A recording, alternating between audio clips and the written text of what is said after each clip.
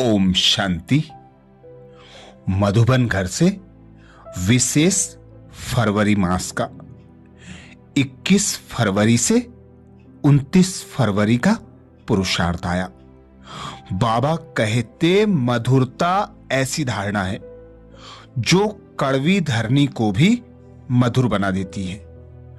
बाबा के दो मधुर बोल और मीठी दृष्टि ने हम सबकी जीवन परिवर्तन कर दी। तो हमें भी बाबा के समान मधुरता रूपी गुण को धारण कर सबको मधुर बनाना है। यह मधुरता की सौगात सदा अपने साथ रखनी है।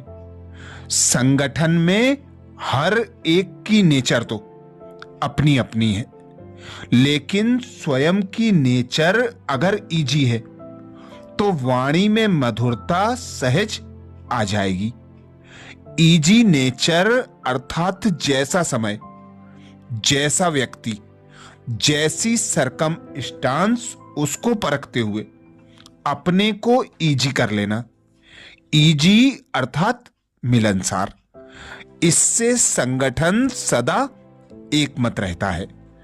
तो बाप दादा की यही आस है कि मेरे हर बच्चे के संकल्प शुद्ध हो, वाणी मधुर हो, वायुमंडल एकमत का हो, तो परमात्म कार्य की प्रत्यक्षता सहज हो जाएगी। तो दृढ़ता के शुद्ध संकल्प द्वारा मधुरता रूपी मधु को साथ रख अपने मधुसूदन बाप का नाम बाला करो। तो आओ हम सभी संकल्प लें कि जीवन में विशेष दो धारणाएं जरूर करनी है। पहला है मधुरता, दूसरा है नम्रता।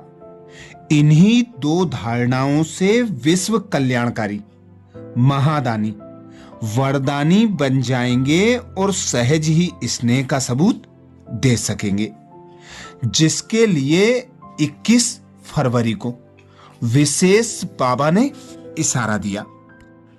बाप दादा कहते एक दो का मुख मीठा कराने के साथ आपका मुखड़ा अर्थात चेहरा भी मीठा हो, आपके पास इतनी मधुरता जमा हो जो बांटो तो भी भरपूर रहो, और इस खजाने को तो जितना बांटेंगे उतना बढ़ेगा, कम नहीं होगा। अगर कोई ज्ञान सुनने वाला नहीं है तो भी आप मीठी शक्तिशाली दृष्टि देना। अर्थात जितना जितना हम पिता परमात्मा से कनेक्ट रहते हैं उतना हम निश्चिंत, निश्चय बुद्धि होकर सदा हर्षित मुख रहते हैं। प्राप्तियों का नशा रहता है तो हमारे चेहरे और चलन से स्वतः सेवा होती है। ऐसे ही बाबा का विशेष इशारा है। आपके संकल्प, बोल, चेहरा, चाल चलन ऐसे हों जिसको देखते ही दूसरों को अनुभव हो कि इन्हें जरूर कुछ प्राप्ति हुई है और वे भी हमें फॉलो करें। इसीलिए बाबा कहते आपके पास मधुरता का खजाना इतना जमा हो कि बांटते जाएं, जितना बांटेंगे उतना बढ़ता जाएगा।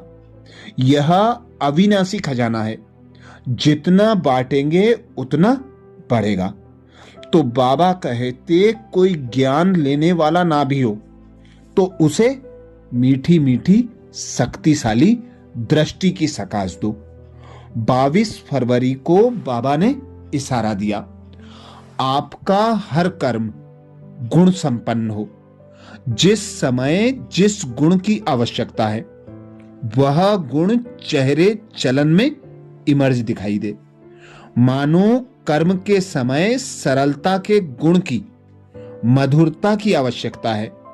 चाहे बोल में, चाहे कर्म में अगर सरलता, मधुरता के बजाय थोड़ा भी आवेशता या थकावट के कारण बोल मधुर नहीं है तो चेहरा मधुर नहीं है, सीरियस है, तो गुण संपन्न तो नहीं कहेंगे ना, कैसे भी सरकमस्टांस हो, लेकिन मेरा जो गुण है वह इमर्ज होना चाहिए। इसीलिए बाबा कहते 3 बिंदी पर निश्चय बुद्धि होकर रहो।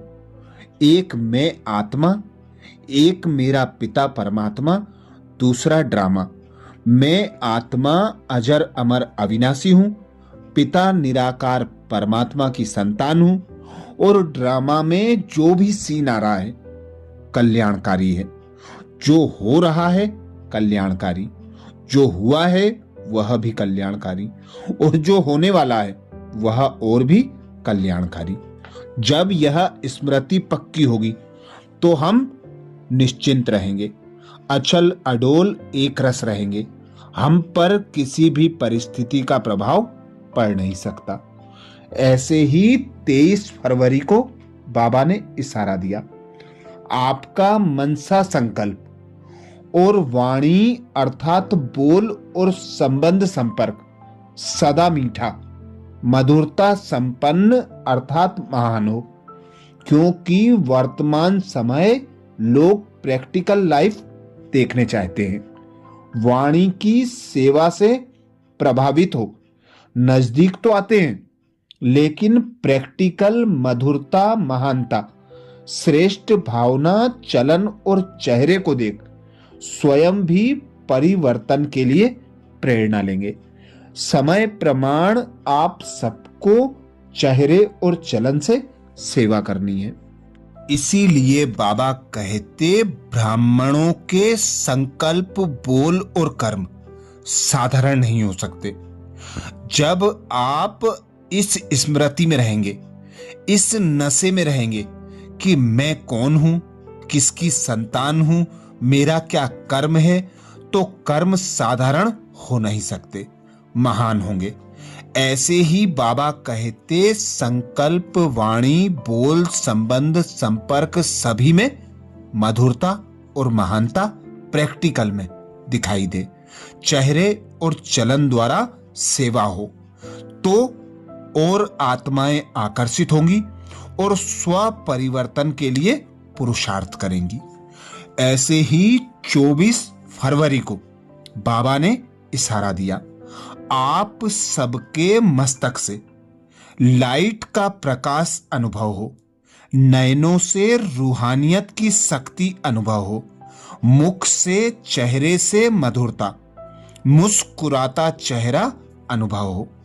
इससे ही बाप दादा की प्रत्यक्षता व कार्य की प्रत्यक्षता होगी। तो अभी ऐसा तीव्र पुरुषार्थ करो, एक दो को सहयोग दो, आगे बढ़ाओ, कमजोर को सहारा दो, ऐसा संगठन बनाओ। अर्थात बाबा का इशारा है कि जितना हो सके आत्मिक स्मृति में रहो, देही अभिमानी होकर रहो। जितना देही अभिमानी अवस्था में स्थित होंगे, खुद को आत्मा अनुभव करेंगे, संबंध संपर्क में आने वालों को आत्मा भाई की दृष्टि से देखेंगे और एक पिता निराकार परमात्मा की याद में रहेंगे, उतना ही मुख से, चेहरे से, चलन से मधुरता स्पष्ट दिखाई देगी। कर्म द्वारा गुणों का दान स्वतः और सहज होता रहेगा। इसीलिए बाबा कहते कमजोरों को सहारा दो।